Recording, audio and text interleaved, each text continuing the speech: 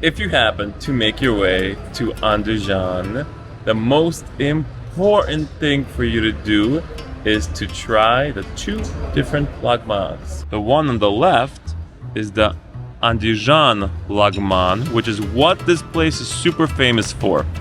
The one on the right is the Uyghur lagman. Now, a big difference between the two is the Andijan one takes way longer to make. It sits there and it simmers and it cooks for hours on end. This other one is more fast food. But by fast food, I don't mean McDonald's fast food. I just mean it gets prepared way more quickly. If you get a lagman in America, it won't be an authentic Andijan lagman because they won't make it in the giant kazans like they would here. Okay, let's see what's in them. And there are the noodles. There's the meat. We've got some veggies, looks like some beans, and some parsley, of course, some carrots. And then in this one, well, actually, it's basically the same thing. Okay, we're gonna do a taste test now. First, the Andijan lagman. Let's see. It's quite nice. A little spicy. Doesn't have to be chewed at all. The noodles fall apart in your mouth. And then the other one, which honestly looks like it can be eaten with a fork. So the Uyghur one, I mean, is actually pretty good. It just has one big problem. That when it's next to the Andijan one, it's way worse. Let's look at some of the big differences. The meat in this one is way thicker. The noodles in this one taste better. They fall apart more easily in your mouth.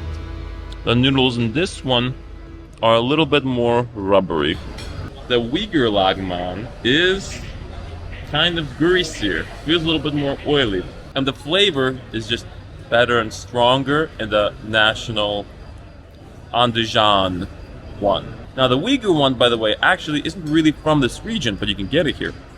The Uyghur one is more present in, for example, Kazakhstan, Kyrgyzstan, because that's where we've got more of the Uyghur communities. Now, there's one final thing that you need to try when you're here. The only other main food, you already know what it's gonna be. It's always the same thing. It's plov. But this is the Andijan plov. It's different plov. Check it out.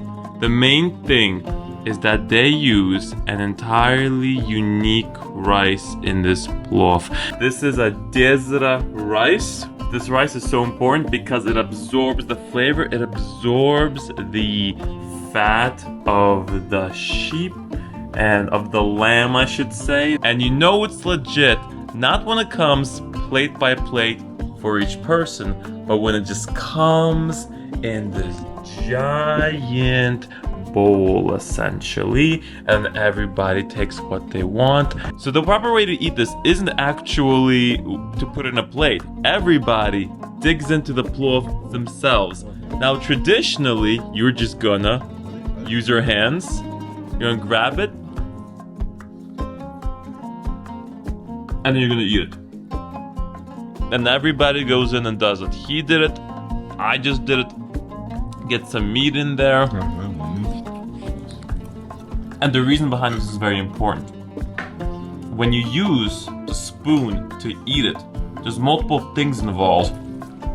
Your hand is touching the spoon, then the spoon goes into your mouth, and then you're getting the plov. So it goes spoon, plov. But when you're eating it with your hands, you add an extra sense into it. The plov doesn't go directly into your mouth. It goes into your hand, you touch it, your body's feeling it, and then that's the first sense of it. And then you get the second sense of actually tasting it. And all of a sudden it tastes better, the extra senses make the food digest better.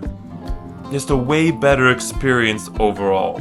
Unfortunately, we three grown men, while we were able to eat most of the plov, we couldn't finish all of it. This is the leftovers. So what you can do, if you have leftover plov, is you just grab the lipyoshka, you grab the bread, and you take a spoon and you cut right through it through the middle. You open it up just like that, and then you stick the plov in there. And then you have a tasty, delicious plov bread. This is actually the real reason why they cook the bread like this. They have so much plov and they can never finish it. Then you close it off on top, look, and then perfect. And now you have yourself a ginormous plov dinner sandwich. Well, that's it for Fergana, and now we are headed back to Tashkent.